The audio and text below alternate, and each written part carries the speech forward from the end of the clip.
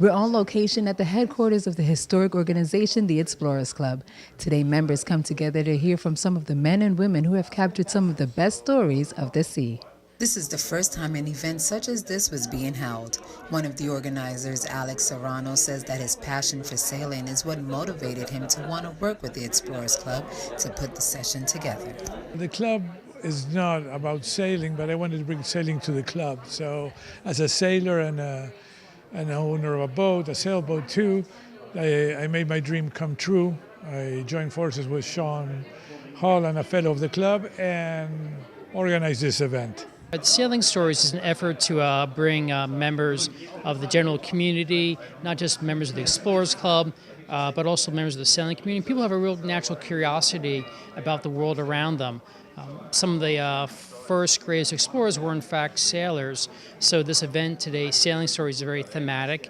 It's based upon sailors both present, future, and past. Featured speakers presented stories from the past and the present. Lawrence Bergreen, author and historian, presented stories from his research on Magellan's attempted travels around the world. My son is a sailor, and I think part of the reason I had this idea of writing about Magellan, who was one of the great sailors of all time, was partly his sense of courage, because after all, he was sailing off into the unknown without maps, without any sense of where he was going, with a lot of myths in his head about monsters and boiling seas and things like that. But he was also a wonderful sailor technically. He had a fanatic attention to detail, to provisioning his ships when it was possible, to selecting the crew, and he was imagine sailing around the world with, this very small, very simple fleet of ships, of caravels as they were called, shows what an extraordinarily accomplished sailor he was. Also, his pilot, Albo, was an indispensable part of this. So as a sailor, he was very sophisticated. As an explorer, he was just, a beginner. Dawn Riley, now known as one of the best sailors around the world and the first woman to navigate the sailing match race, the America's Cup, is an advocate for this sport and says when she is not sailing, she's encouraging others, especially young women, to pursue the sport as a career. I've been passionate about sailing my whole life, and part of what I'm going to talk about today is when somebody told me I couldn't just because I was a girl, I said, oh yeah, you want to watch me? I have a foundation in San Francisco from my third America's Cup called America True, and we take people sailing, specifically inner city and people that wouldn't have the chance before, and we don't say you have to be a sailor, we say I surprised myself and became a sailor. How can you surprise yourself? What other passions might you have?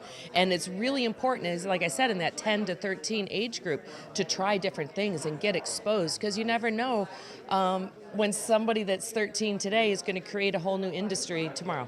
Great humanity on every boat, whether you're sailing with just your wife or you're on a full crew, because I think that the boat sort of defines your living space, and you need to get along with people, and what you find is that you are so humbled by the sea. The ocean is massive and powerful, and as humans we have kind of an inflated idea of our self-importance, and you let that go, and consequently you open yourself up to really being close to people. And once you've experienced that, you really want to share it. And I think that's the genesis of Sea Stories, this humble sense of humanity you have on a boat, because your world is whatever. My boat's 47 feet, and that's it. That's the end of the universe. As the ocean does, that's one thing. It unites us. It unites people. And what I plan to do is this is the first one, but to make many more and make it a tradition of the club, Sailing Stories. For BronxNet, I'm Veronica Greety.